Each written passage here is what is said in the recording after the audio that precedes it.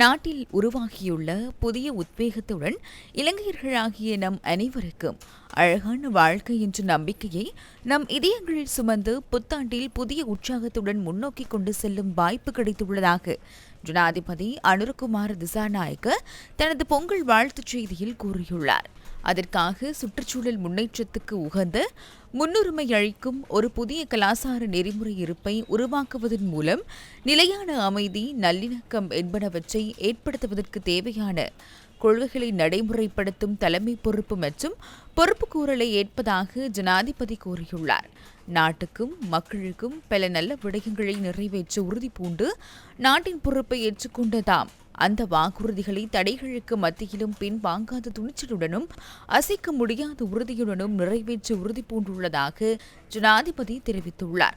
இந்த நாட்டு மக்களின் முகங்களில் நீடித்த புன்னகையை கொண்டு வருவதை நோக்கமாக கொண்டே இந்த செயற்பாட்டில் புதிய அணுகுமுறைகளுடன் ஒற்றுமையுடனும் பங்கேற்புடனும் ஒன்றிணையுமாறு ஜனாதிபதி அனைவருக்கும் அழைப்பு விடுத்துள்ளார்.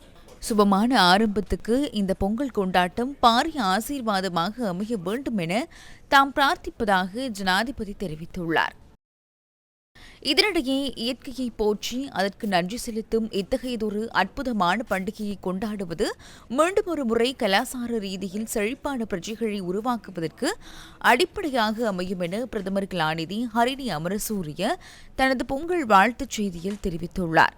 ஒருவரையொருவர் மதித்தல் மற்றும் மற்றவர்களின் மதம், கலாசாரம், உரிமைகளை மதிக்கும் விசேட மனித பண்புகள் மற்றும் நல்லிணக்கத்தின் பூரணமடைந்த இலங்கையை கட்டியெழுப்புவதற்கு இந்த தைப்பொங்கல் தினத்தில் மீண்டும் ஒரு முறை உறுதி கொள்வோம் என அவர் வலியுறுத்தியுள்ளார்.